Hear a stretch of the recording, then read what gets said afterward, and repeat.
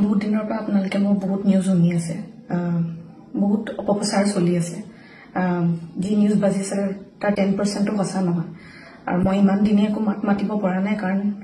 ইমান হেৰেছমেণ্ট ইমান mental harassment যোনটো কেতিয়াও মই ভাবাই নাছিলো হ'ব বুলি সেইখিনি মই পাৰ কৰিব লগা হৈছে মেণ্টেলি প্ৰস্তুত নাছিলো কোনো ধৰণৰ কথা ক'বলৈ বা কিবা ষ্টেটমেণ্ট দিবলৈ সেইটো কাৰণে 7 দিন মই যেনে কটালো কিন্তু এতিয়া জোখতকৈ বহুত বেছি অপপ্ৰচাৰ চলিছে বহুত ধৰণে মোক সাঙুৰ খুৱাইছে বিভিন্ন ক্ষেত্ৰত ন্যায়ালয়ে মোক দুখী কৰা আগতে নিউজ মিডিয়াই মোক দুখী কৰি মোক এতিয়ালৈকে ফাঁচি দিছে মোক অলৰেডি মই দুখী বুলি কথা কৈছে আৰু বহুত ধৰণৰ নিউজ বিভিন্ন ধৰণৰ নিউজ য'ত মোৰ কেছটোৱে ট্ৰেডিঙৰ ওপৰত আছিলে কিন্তু এতিয়া কেছটো অকল মোৰ ওপৰত হৈ গ'ল আজি ফাইনেলি বহুত দিনৰ পিছত সাহস কৰি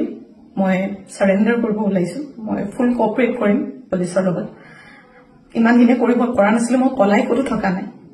মই লুকাই আছিলো অকণমান মই পৰা নাছিলো সহ্য কৰিবলৈ ইমান সহজ নহয় নিউজ এটা শুনি থকা বা নিউজ এটা কৰি থাকিলে যি মন যায় তাকে কৈ আছে কোনো ধৰণৰ তথ্য নোহোৱাকে কথা কৈ আছে মই ভাবিছিলো ইমানখিনি কেতিয়াও নিউজ মিডিয়াই নকৰে ইমান তথ্য নথকাকে ইমান নিউজ নবজায় কিন্তু আজি নিউজৰ মিডিয়াৰ ফলত মই আজি দুখী গোটেই মানুহৰ আগত মোৰ মান সন্মান মোৰ মা দেউতা মোৰ পৰিয়ালৰ গোটেইবোৰ উলংঘ হৈছে আৰু এতিয়া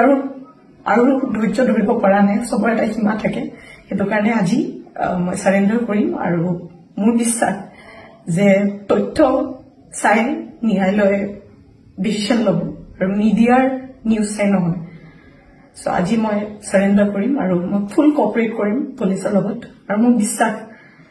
যে যদি মই সত্য হয় মোৰ কোনো ধৰণৰ শাস্তি নহয়